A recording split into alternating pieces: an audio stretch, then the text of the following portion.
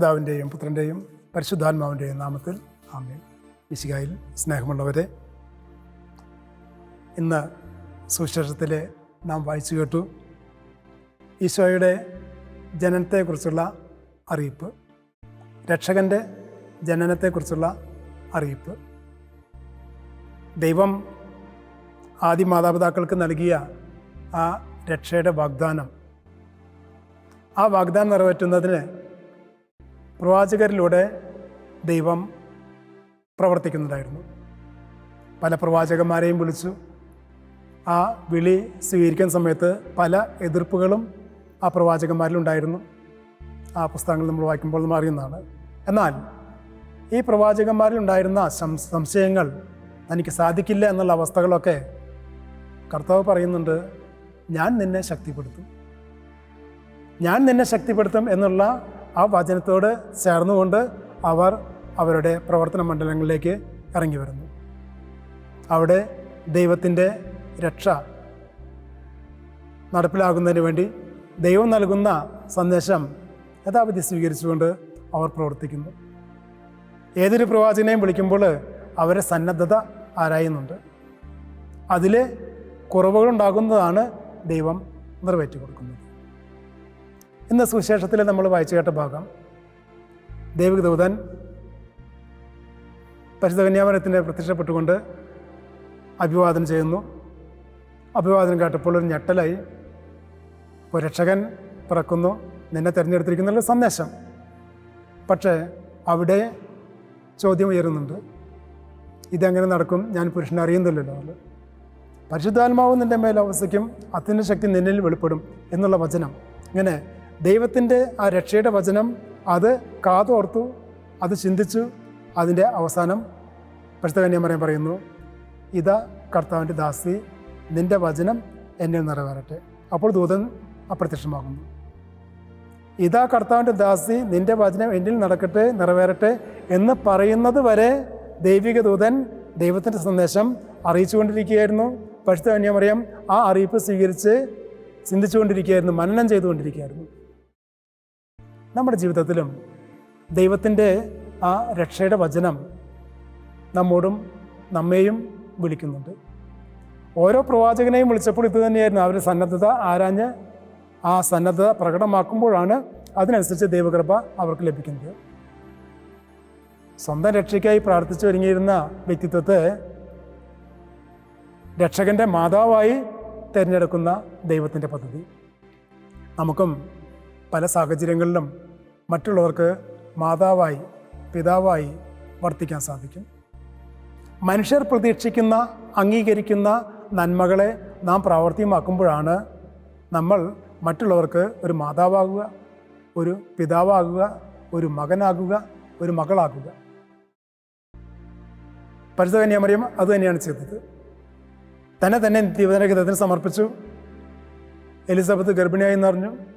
അവളെ ശുശ്രൂഷ ചെയ്യാൻ കടന്നു പോകുന്നു. നമുക്കും നമ്മുടെ ഈ ലോക ജീവിതത്തിൽ നമ്മുടെ എല്ലാവരുടെയും ജീവിതം ശുശ്രൂഷ ജീവിതമാണ്. ഈ ശുശ്രൂഷ ജീവിതം മറ്റുള്ളവർക്ക് നമ്മുടെ ജീവിതം ശുശ്രൂഷയാകണമെങ്കിൽ നമ്മളുള്ള സ്വാർത്ഥപരമായിട്ടുള്ള ചിന്ത, ഞാൻ മറ്റൊരു വാക്കിൽ പറയാം, കൈക്കോട്ടിൻ്റെ സ്വഭാവം. കൊത്തിക്കഴിഞ്ഞാൽ ഇങ്ങോട്ട് വലിച്ചിട്ടുള്ളതാണ് കൈക്കോട്ടിൻ്റെ പണി, അല്ലാണ്ട് അങ്ങോട്ട് മാറ്റില്ല. ആ സ്വഭാവം മാറ്റിക്കഴിഞ്ഞാൽ നമുക്ക് മറ്റുള്ളവരിലേക്ക് നമുക്ക് ദൈവം നൽകുന്ന പൂർണ്ണമായും തുറന്നു കൊടുക്കാൻ സാധിക്കും. ഇങ്ങനെ കൊടുക്കുമ്പോഴാണ് മറ്റുള്ളവർക്ക് നമ്മെക്കുറിച്ചുള്ള നല്ല അഭിപ്രായം മനസ്സിലുണ്ടാകുക.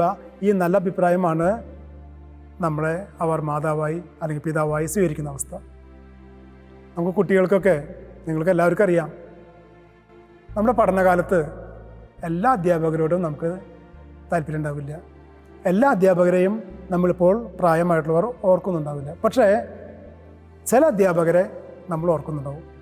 നമ്മളെ പ്രത്യേകം പരിഗണിച്ച, നമ്മുടെ ബുദ്ധിമുട്ടുകളിൽ സാരില്ല ആശ്വാസം പകർന്നുകൊണ്ട് എങ്ങനെ പഠിക്കണമെന്ന് കാര്യങ്ങളൊക്കെ പറഞ്ഞു തന്ന് നല്ല വിധം പഠിപ്പിച്ചു തന്ന അധ്യാപകരെ, സ്നേഹം നൽകിയ അധ്യാപകരെ നമ്മളൊരിക്കലും മറക്കില്ല.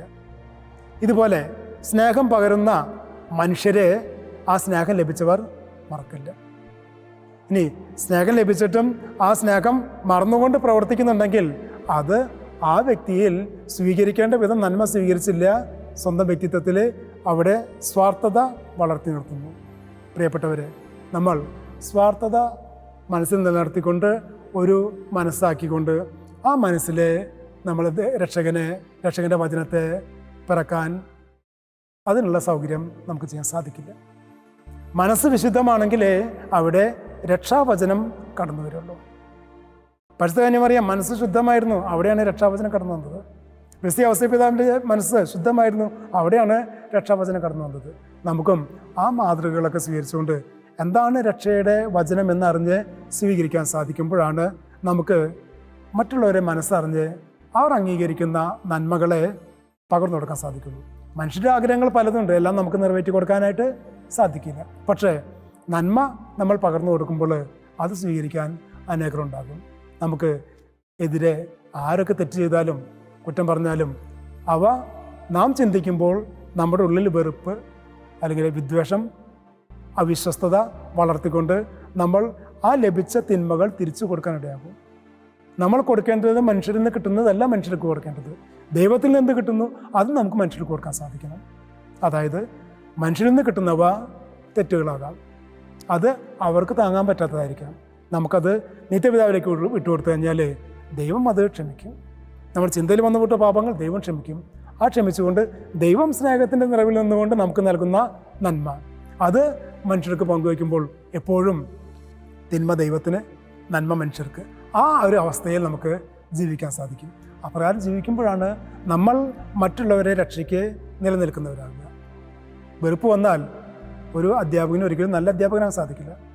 ഒരു അപ്പച്ചനെ ഒരിക്കലും നല്ല അപ്പച്ചനാകാൻ പറ്റില്ല. ഒരു അമ്മച്ചിക്ക് ഒരിക്കലും ഒരു നല്ല അമ്മച്ചിയാകാൻ സാധിക്കില്ല.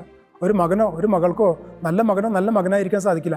എപ്പോൾ നമ്മൾ വെറുപ്പകറ്റുന്നു, ദൈവിക വചനം സ്വീകരിക്കുന്നു, അതിനനുസരിച്ച് പ്രവർത്തിക്കുന്നു, അപ്പോൾ നല്ല അപ്പച്ചനാകാം, നല്ല അമ്മയാകാം, നല്ല മക്കളാകാം. ഇപ്രകാരം ജീവിക്കുമ്പോഴാണ് നമ്മൾ ഈ സദ്വാർത്ത, മാതാവിന് കിട്ടിയ സദ്വാർത്ത പോലെ നമുക്കും നമ്മുടെ രക്ഷയ്ക്കുള്ള ആ സദ്വാർത്ത സ്വീകരിക്കാൻ സാധിക്കുള്ളൂ.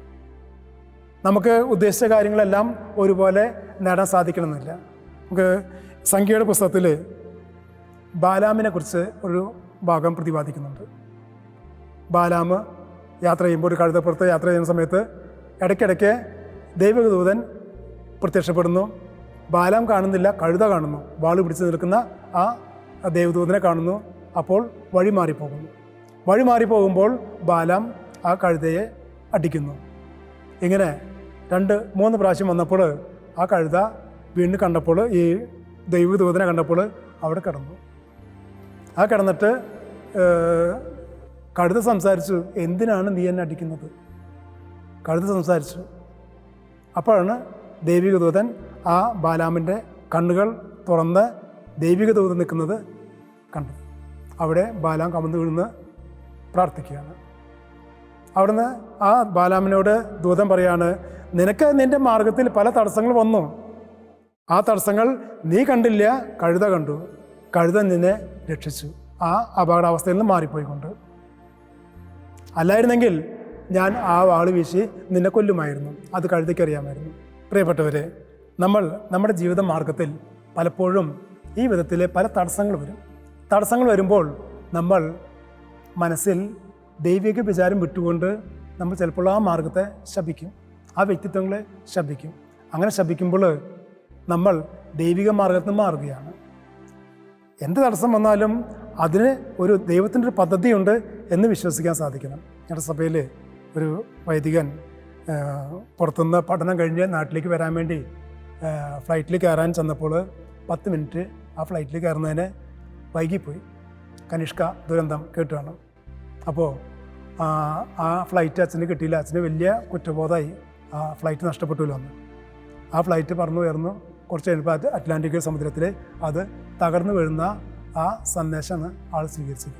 ഓർക്കുക, നമുക്ക് ചിലപ്പോൾ യാത്രയിലോ അല്ലെങ്കിൽ എവിടെയും പല തടസ്സങ്ങൾ, ലക്ഷ്യമാർഗത്തിൽ പല തടസ്സങ്ങളുണ്ടാകാം. പക്ഷേ ലക്ഷ്യമാർഗം ആ തടസ്സം വരുമ്പോൾ നമ്മുടെ ലക്ഷ്യത്തിലെന്തോ, ആ മാർഗത്തിലെന്തോ പാകപ്പിഴകളുണ്ടെന്നുള്ളത് ദൈവം ബോധ്യപ്പെടുത്തി തരുന്നതാണെന്ന് വിശ്വസിച്ചാൽ നമുക്ക് ദൈവിക മാർഗം എന്താണെന്ന് അറിയാനും ആ മാർഗത്തിലൂടെ ചരിക്കാൻ സാധിക്കും. അപ്പോഴാണ് നമുക്കും ഈ സദ്വാർത്ത അല്ലെങ്കിൽ രക്ഷ, ആ രക്ഷയുടെ സന്ദേശം നമുക്കും സ്വീകരിച്ചുകൊണ്ട് രക്ഷാമാർഗത്തിൽ ചരിക്കാൻ സാധ്യമാകുക. നമുക്ക് പ്രാർത്ഥിച്ചുകൊണ്ട് ദൈവത്തിൻ്റെ രക്ഷാമാർഗം അറിയാൻ സാധിക്കണം. പരിശുദ്ധ കന്യാമറിയത്തെ പോലെ എപ്പോഴും നമുക്ക് എന്താണ് നമ്മുടെ അവസ്ഥ, എന്താണ് നമ്മുടെ വിളി, ആ വിളി അറിഞ്ഞുകൊണ്ട് ആ വിളിക്ക് ചേർന്ന ദൈവത്തിൻ്റെ ആ വിളിക്ക് ചേരുന്ന പ്രത്യുത്തരം നൽകാൻ നമുക്ക് സാധിച്ചു കഴിഞ്ഞാൽ ഏത് ജീവിതാന്തസ്സിലുള്ളവരാണെങ്കിലും നമുക്ക് അന്തസ്സോടെ ജീവിക്കാൻ സാധിക്കും. അതാണ് രക്ഷയുടെ മാർഗം. അപ്രകാരം നമുക്ക് ഈ ഒരു കാലയളവിൽ, രക്ഷകൻ്റെ വരവിനായി ഒരുങ്ങുന്ന കാലയളവിൽ നമുക്ക് ആത്മാർത്ഥമായിട്ട് ആ രക്ഷാകര മാർഗം, ദൈവത്തിൻ്റെ രക്ഷാകര പദ്ധതി ധ്യാന വിഷയമാക്കാം, ചിന്തിച്ച് ആ വചന മാർഗത്തിലൂടെ, രക്ഷകര മാർഗത്തിലൂടെ ചരിക്കുവാൻ ദൈവം നമ്മെ എല്ലാവരെയും പ്രാപ്തരാക്കട്ടെ. പിതാവിൻ്റെയും പുത്രൻ്റെയും പരിശുദ്ധാത്മാവിൻ്റെയും നാമത്തിൽ ആമേൻ.